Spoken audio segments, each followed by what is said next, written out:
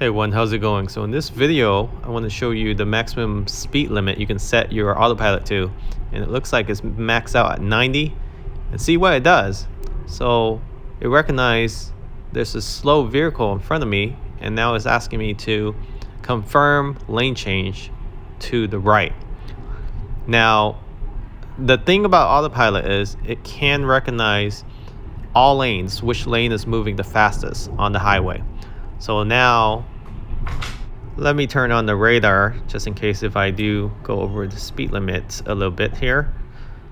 Now it's going to try and overtake that cake van and move me back to that lane. Unfortunately, the truck in front of me is actually going slower than that cake van now, so it's going to ask me to move back to the left lane, which it does flawlessly. And it will continue to chase down this van until it can overtake it. So we'll see how autopilot perform, how quickly it recognizes the adjacent lane is going slower. So here we have some opening. For a regular driver, this would be a great opportunity to overtake this cake van, but autopilot now is starting to recognize that lane is open. So it's going to ask me to move over, but there's a big rig there, so I don't like going to a lane in a blind spot of another vehicle. So it's going to go over now. Unfortunately, now there's two cars that just moved back to this lane and going a lot slower than the cake van right there. So it should ask me to move over to the left again, but there's a delay. Quite a long delay, and now there's another car coming up from the rear, so I'm gonna have to wait until that vehicle passes before I confirm the lane change to the left here. So not a fast reaction from autopilot, even though you set it to aggressive with the MAX. It's not going around the vehicle as a normal driver would attempt to do when they're speeding down the highway. On a positive note, it is taking more precautionary safety measure to ensure that there's enough space between the vehicle that is switching lane to. So we'll continue down this highway, still at 90. We're at 80, 83. Once you continue on, the autopilot recognizes the highway, all the lanes more accurately, and it's still censoring that the vehicle in front is moving faster than the adjacent lane. That's why it's not asking me to move over to the right lane. And now both vehicle in the front and the adjacent lane, as you can see, are going at the same speed, so I don't expect autopilot to ask me to move to the right anytime soon, as there looks to be more traffic coming up. Looks like the fast lane is shut down for whatever reason. There's a police radar alert. I think there's a police vehicle. We'll see how accurate this radar is. Yeah, the fast lane is being cleaned. So there's a highway patrol. There's Caltrain's vehicle in case a car runs into it. And there's the street sweeper and another highway patrol. Talking about highway patrol, if you're interested in getting a radar for your vehicle, I'll post a link in the description of this video where you can find that radar on my dash right there. So we'll continue to cruise along. It didn't accelerate right away after that slowdown in traffic, so now it's picking back up fairly aggressively, but we're gonna hit our exit soon, within a mile or two. And right now we're adjacent to the fast lane. Should be moving to the right.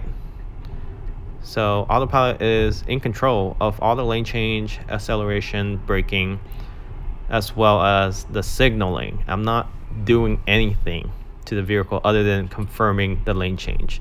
And you can actually change that feature to auto lane change without confirmation by just holding the steering wheel. Okay, so as we cruise down, we're gonna move to the right lane again, and in a couple exit, we're gonna get off the highway and autopilot will be in control as well. We're heading towards a supercharger, and I'll record all the way up to asking the vehicle to open the butthole to plug in the vehicle. So stay tuned for that at the end of the video. So as we continue on the slow lane now, and this is US, so we're in the slow lane, non-passing lane, but people do still pass on this lane. I have seen that. This vehicle in front of us, or about 4 car length, 3 to 4, so you can preset that between 1 and 7. So as you approach the exit on the highway, if you're not aware, autopilot now is more conservative in terms of moving you all the way to the right about 1.5 miles to 2 miles before the exit. So you don't always have to confirm the lane change. You can ignore it and continue on the fast lane until you're about maybe 1/2 mile or maybe a little bit further, closer to 1 mile before you need to confirm the lane change. So here we're about to approach our exit. We're going to move into the exit lane, and that's all controlled by autopilot. I'm not doing anything with the steering wheel. And the lane change, I have to say now, with the latest firmware update, is very smooth. Unlike before, it was either too slow or too aggressive. Now it's like butter. So they're getting this right, and it's being improved each time there's a firmware update. So we're gonna bank right and get off this highway. And we're heading towards Burbank Supercharger. This is around 8:39 in the morning. So fairly empty street. This supercharger is located on the top of the structure of this mall. And it does get fairly busy. So do check on the navigation, make sure there's slot available before you come. Unless you have no other choice, then you have to wait. It's very spacious, so not a lot of confusion at this supercharging. So enjoy the rest of the video as we approach the structure and test out the voice feature Easter egg, opening up the butthole to see if the vehicle will allow that to happen for supercharging. And if you're wondering what I'm using to record, I'll post a link to what I'm using. It's not a GoPro, it's actually a DJI product with a gimbal attached to my right shoulder with a band. So you get sort of a first person point of view when I'm turning my body. It's actually pretty useful, especially when both of your hands, you want to have it ready for the steering wheel for safety measure. Although on autopilot, I'm really not using my hands at all. So it's a great feature, especially when you're messing around with the navigation.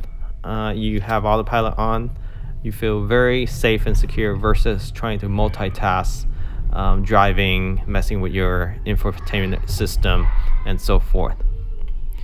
So this supercharger is at the top of the structure. It's a little tricky. Once you enter, you actually have to go up the slope on the right to the left, not on the right to right. So just remember that. So it's enter structure, turn right, then left, and then left again. And it's fairly busy for this time during the daytime. I'm gonna go all the way to the end here where there's more space. Some of these new Tesla owner don't back all the way into the supercharging, so they stretch out the supercharger cable. You want to go all the way the moment you hit that speed bump for the tire, that's when you stop. So once you're about to approach that, just go slow until you feel the little nudge. Just keep in mind that not all supercharger has that, so don't back into the supercharger itself. Open your butthole.